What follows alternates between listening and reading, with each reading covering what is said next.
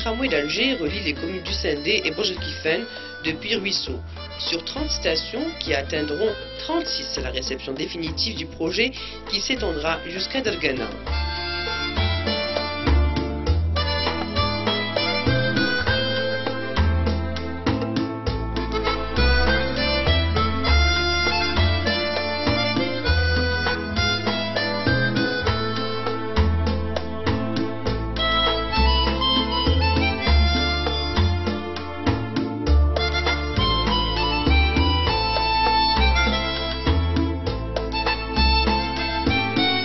Elle dessert actuellement la commune du Sindé, la zone des bananiers, l'université Houari Boumedienne, le centre de Bourg-el-Kifen et plus tard prendra fin à Dargana.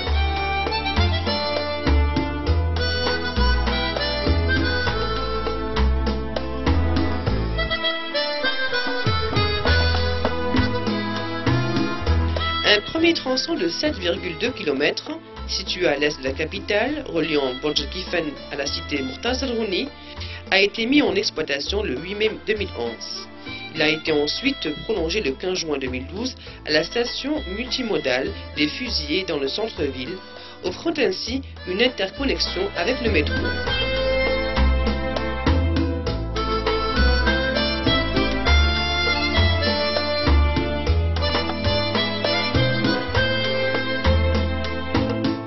Cette première ligne du tramway d'Alger est opérationnelle à 100%.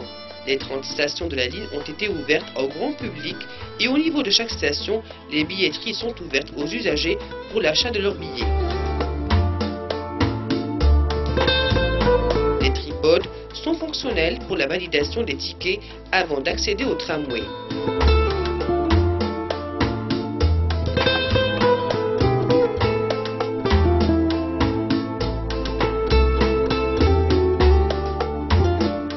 Des afficheurs d'information voyageurs en arabe et en français et la motorisation silencieuse offrent des conditions de voyage agréables aux usagers.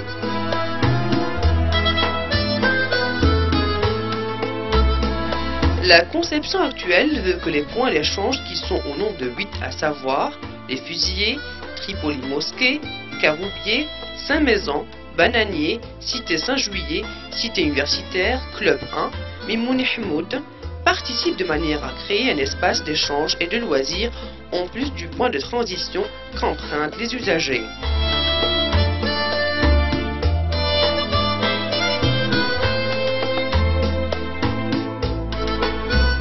Véritable pôle d'échange, la station des Fusillés bénéficie d'un agréable coin vert pour permettre aux usagers de se détendre en attendant le tram.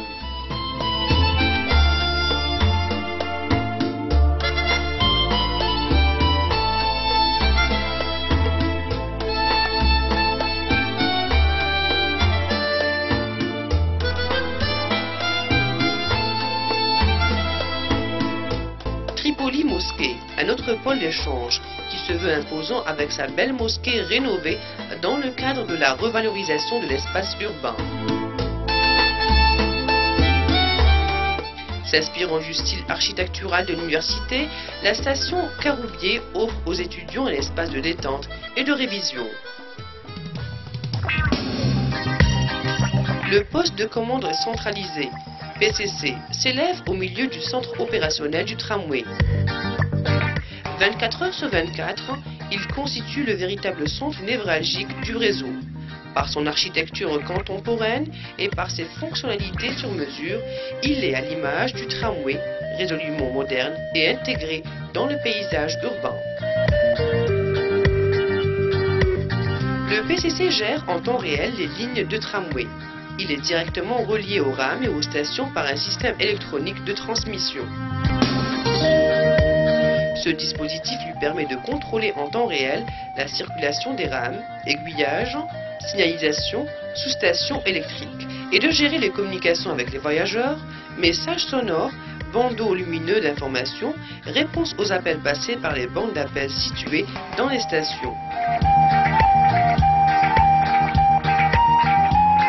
Relié à un réseau de caméras vidéo, le PCC veille également à la sécurité des voyageurs à l'intérieur des stations.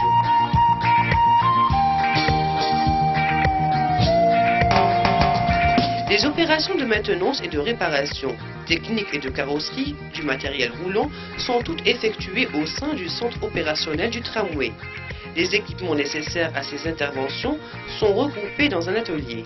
Cet espace est conçu et équipé pour permettre aux techniciens spécialisés d'accéder directement en tout point de la rame, des toitures jusqu'au soubassement.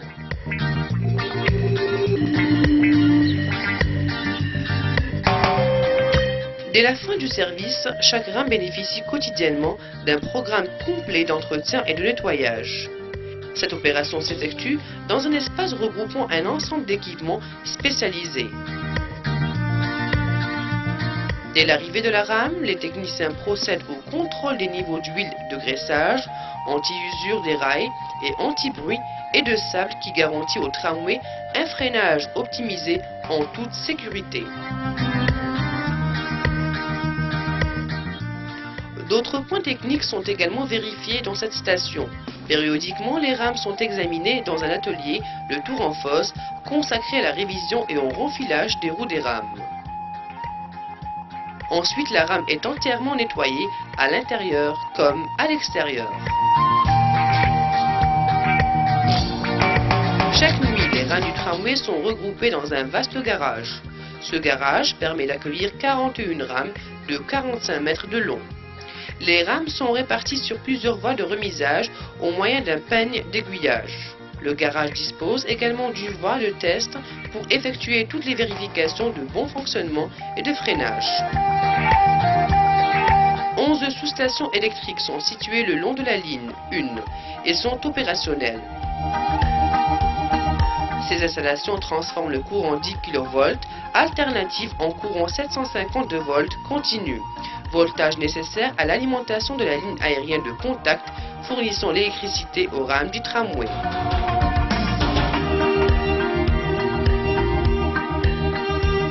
La sous-station électrique du centre opérationnel du tramway effectue cette opération et fournit également l'électricité de l'ensemble des bâtiments. 4 autres sous-stations électriques vont être réalisées avec les travaux d'extension de la ligne Borj-Kifen-Dergana.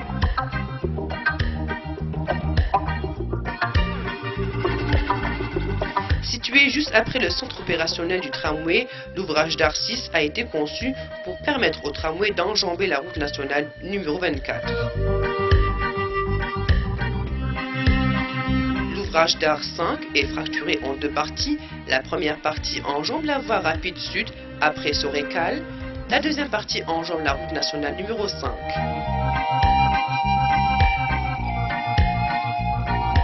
L'ouvrage d'art 4, surnommé le Pont Blanc, a été réalisé en tenant compte de l'arrivée et de la charge du tramway.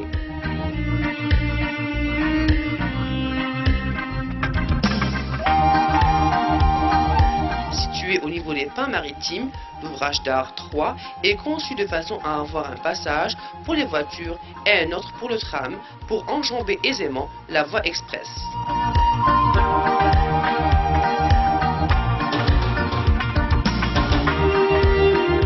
L'ouvrage d'art 2 permettra au tramway d'enjamber Oued El Harrach.